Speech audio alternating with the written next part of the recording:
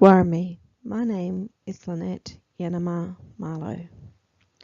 I am a Dharric and Nagarrabal woman. This assignment is for Cultural Change, 2 Ways of Learning, Masters of Education in Social Ecology for the Western Sydney University. It is about walking in Dharric and Boorooberongal country with Elder Uncle Gordon Workman. Before proceeding, I would like to acknowledge my ancestors past and present.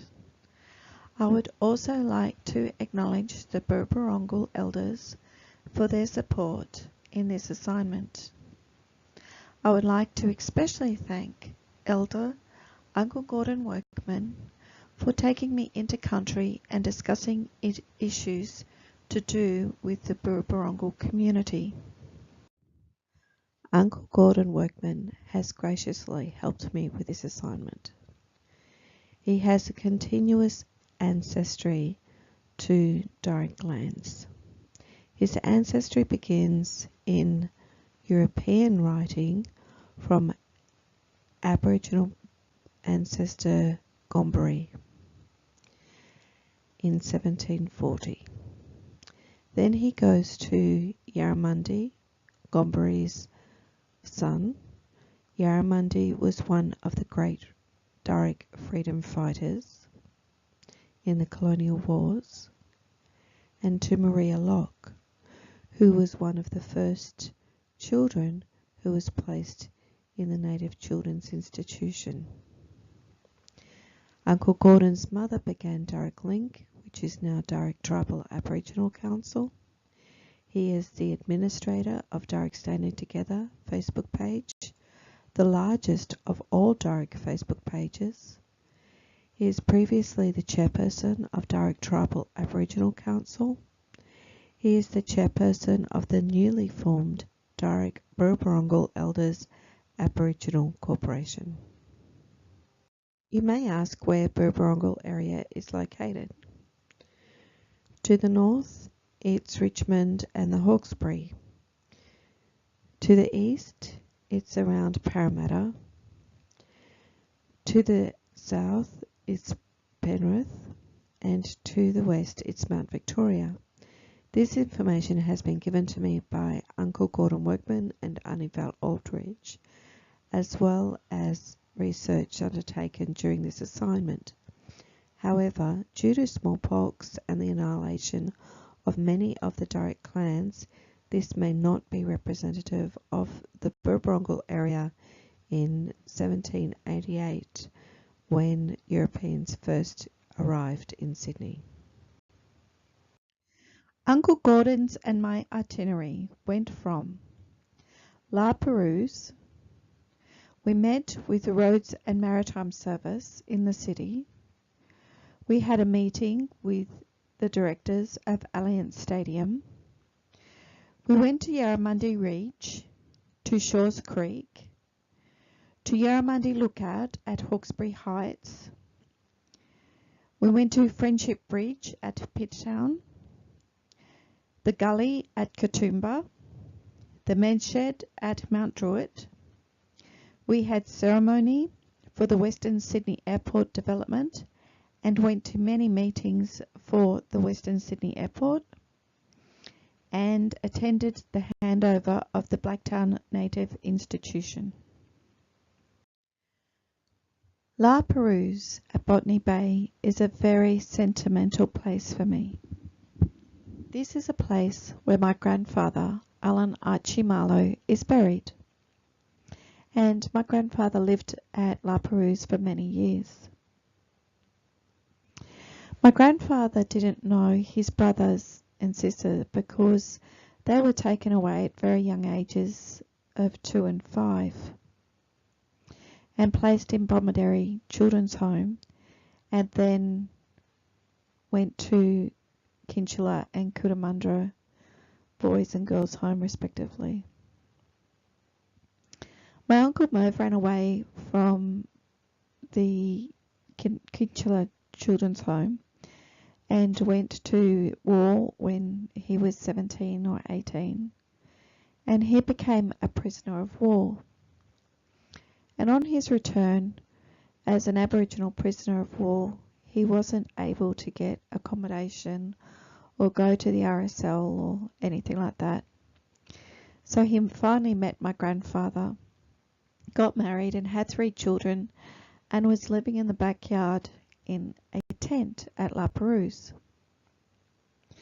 This is where the welfare came in and took my uncles, Uncle Rex, Uncle Jim and Uncle John, away from La Perouse. This was the second generation of my family, of my immediate family, that were taken away since 1920. And of course, the ramifications for my family have been enormous. Uncle Merv paid child support to the government since his children were taken away. And when my uncles came back to Sydney to actually meet their mother and their father, they didn't understand them because they had been brought up differently. They'd been placed in a community that couldn't teach them Aboriginal culture because they weren't from that area. So La Perouse has a special meaning to me and a very special meaning to my family. It's part of the reason why I bring people back to country and why I do a lot of our genealogy, and I am so heartfelt about bringing Aboriginal families back together. Uncle Gordon had many memories of La Perouse. One of those memories was the Chinese gardens, which ironically my grandfather had worked at. He also was quite concerned about the industrialisation around the La Perouse area and how much it had changed the environment. Over there, you can't see it too much because of the shrubs and bushes and weeds and crap. There's the Chinese garden where we used to pinch the sweet potatoes, celery, whatever they had going, we pinched it. Then we'll come down to the canal, washed it and just sat there and ate it all. Good old days. Okay people, here's botany down here. The airport, the runways, which has really stuffed this place up. When we were kids, back in the late 50s and 60s, we watched whales swimming in this bay. I'll lay 10 to 1, you won't see that today. Totally stuffed it up. Again, greed by the white man and a few Aboriginal people. Too money hungry, as per usual. We met with the Roads and Maritime Service regarding the roads going to St Mary's to the Western Sydney Airport and other construction around Sydney. One of the issues that were raised were the amount of Aboriginal artefacts that have been displaced due to construction and what to do with them. Our meeting with Allianz Stadium representatives was about the archaeological diggings concerning the new Allianz Stadium being built. But during our meeting we realised that a lot of the artefacts had been lost in the building of the first Allianz Stadium, and that a lot of the direct history had been lost because there wasn't an archaeological survey, and direct history at that time wasn't thought of as being worth keeping. We spent a day going around Yarramundi, which is one of the Boorooberongal's main camping areas. Yarramundi Reserve is now a place of recreation for the general public where they can go swimming and have barbecues. Uncle Gordon was quite concerned that they've used his ancestor's name but hasn't given a lot of recognition to the Boorooberongal people. We used to come here, we could drink the water, you could walk. This is all water. Now look at it, all the shit just filled up in it. Penrith Council, they should be down here dredging it. Or the Hawkesbury Council, whoever wants to take responsibility. And whose graves were they? Eh? Whose graves were they? Graves, don't know. No crosses on it, no markings on it, just the bulges. But we knew they were there. When the flood came, they went. Yeah. I noticed that there's pumping. Yeah, they pump the water out of the creek here, down there. That's for the gardens up top.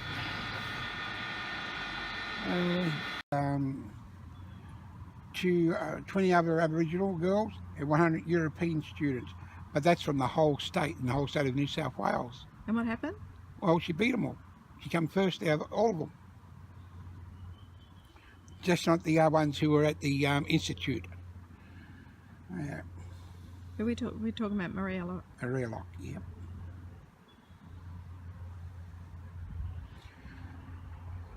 She was married to a son of Benelong called Dickie,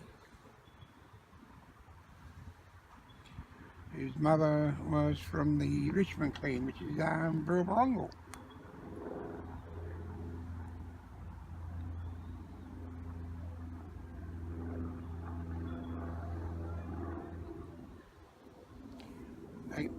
A cow, 40 acres at Liverpool, where the plaque is stuck in the middle of the bloody road over there.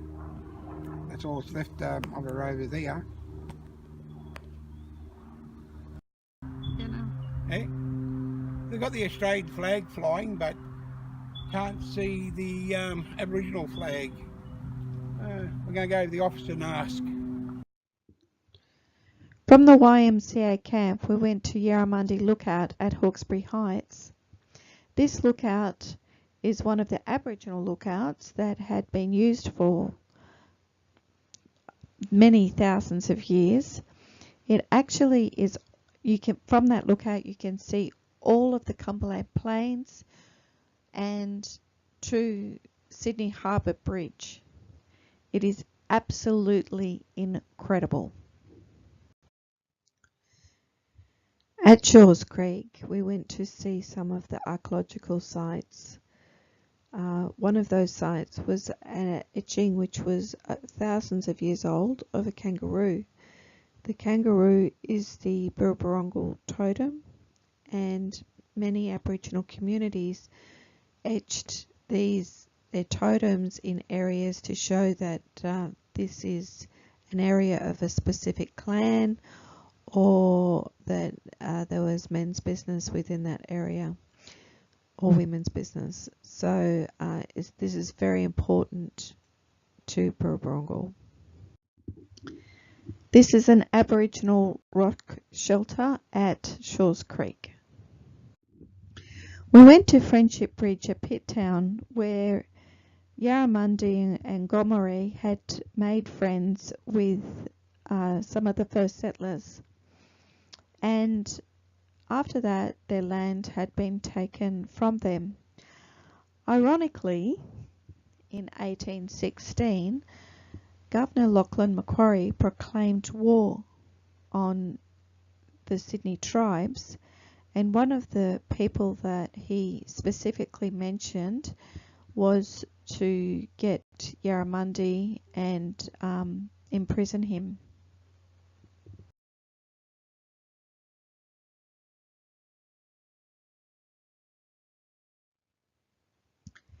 Many of the Boorooberongal had been moved to the gully at Katoomba in the Blue Mountains. However, due to the government assimilation and Aboriginal Protection Board policies, some of the families were then again removed to La Perouse. The families that were left at Katoomba had, in the end, 36 hours to leave the camp because the government wanted to make that area into a race course, a racing track for cars. Many of the Boorooberongal families were moved to the gully at Katoomba in the Blue Mountains due to the Aboriginal Protection Board and assimilation policies. Some of the families were then removed again to La Perouse, which is Uncle Gordon's family. Other families who stayed were given 36 hours to leave the property because the government wanted to make a race course in the area. The property eventually was handed back in a joint agreement to the Aboriginal communities. However, Uncle Gordon is quite concerned that it hasn't been managed properly. Why, on that sign over there, it says Gully Aboriginal Heritage Centre. Why hasn't it got the Darrick Gundagara or Boorooberongal Darrick Gundagara? Because when you say anything, they get upset because they know nothing. Where's the Aboriginal flag on this place as well? No, again, total disrespect. On a lighter note, we went to the men's shed at Mount Druitt. The men's shed is a one-stop shop where services can contact Aboriginal community, and these services, for example, are housing, health, and other services like Link Up. These services are really important because a lot of Aboriginal men especially won't seek services, but if they're there on a weekly basis, they build a rapport, and this is a culturally appropriate way of services interacting with the Aboriginal community.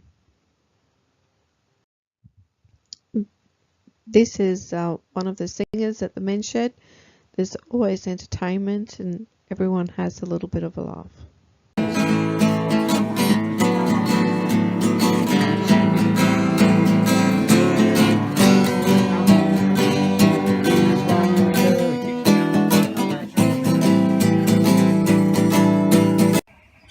We can start a dance group. If you like to, yes. There you go. You got a yes. Hey, now this one is my baby sister's involved with that, so you're giving her permission to do dance here. Well, that's all right. Yep. Angelia, I think. Angelia, yeah. Well, I don't know yet. I've got to meet them first. I'll let you know when they turn up. If this one... Uncle Gordon and I went to many meetings regarding the construction of Western Sydney Airport. There was another group from the far south coast called the Murray Nation who had stated that they had a spiritual connection to Darrick country, and they were coming into the airport and working with the archaeological diggings, which the Darrick were not happy with at all. It's inappropriate for other communities to come onto other people's country and do ceremony or to work in any type of a cultural area without permission from the elders. This has been done all around Sydney, and Uncle Gordon spoke of this as the second invasion. So the first invasion was the invasion by the white and European community. The second invasion to Darrick country is the invasion of other groups that have not respected Darrick law and culture and have basically come in and said that they have a spiritual connection to this country, with it disregarding the elders, the Darrick elders. So this became a huge problem at the construction of Western Sydney Airport. On a lighter note, there was a welcome to country and smoking ceremony and celebration at the first part of the construction of the airport. I think it's important and remarkable for us in a second respect, which is, we always say at the airport company that it's going to take the community to build this airport, to make it a success. and today is a very public symbol of the partnership we're establishing with the people of the Darug Nation and with your Aboriginal.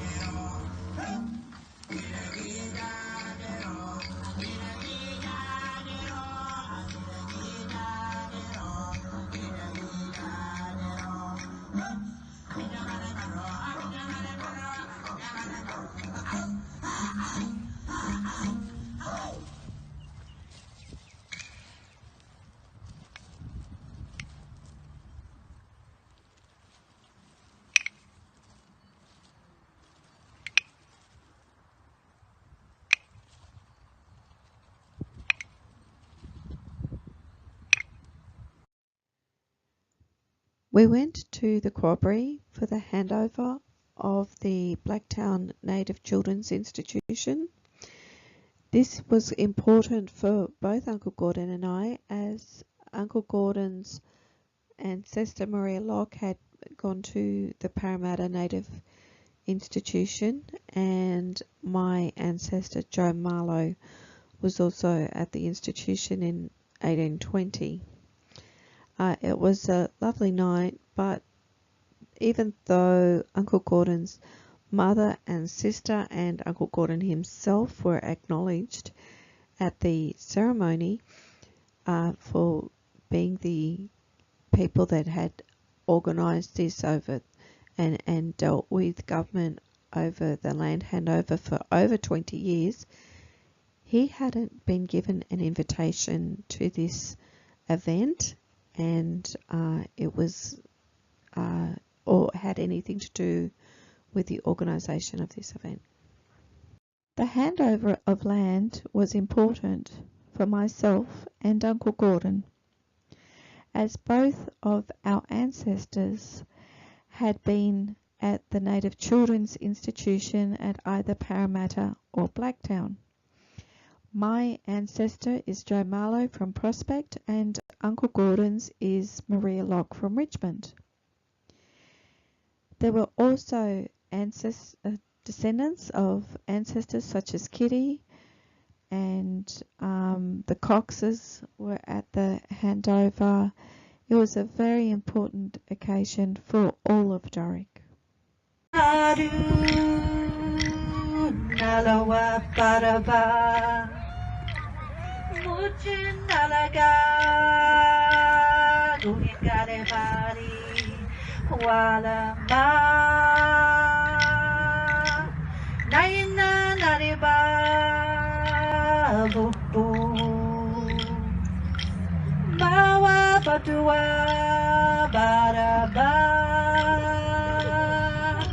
Nayana dunga, nayana kubanga, nayana ngubare muchen jaya. Mana kabunga, muchen kumara. Karu kurawa yadu. Nayana nareba bubu.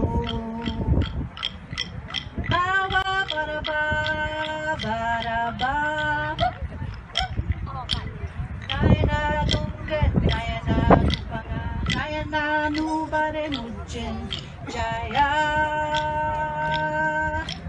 Baraya Yudungara Gunyulungulung Baraba Baraya Yudungara Gunyulungulung Baraba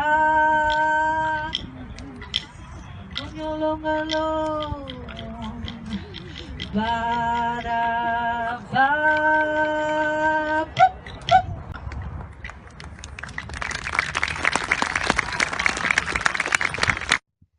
In coming out of this assignment, I have realised that there are 4 basic principles that people need to carry with them when working in an Aboriginal community.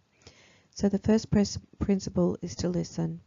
that Aboriginal people and communities are the experts in their story, and every community has a different story. Secondly, to respect that story, to have unconditional positive regard and not to judge that community or the individual for their personal story.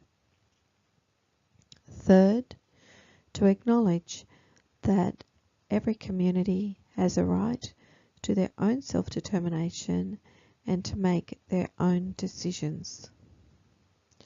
Fourthly, to keep promises. Most of the Aboriginal communities and the people that I have been working with have been traumatised by the government changing goalposts or people making promises that aren't carried out. So it is really important to keep the promises and to be very honest with Aboriginal communities and to say what can be completed, what can be done, and what can't be done. So with that, I say Yanu. Thank you for listening, and I've really enjoyed this assignment.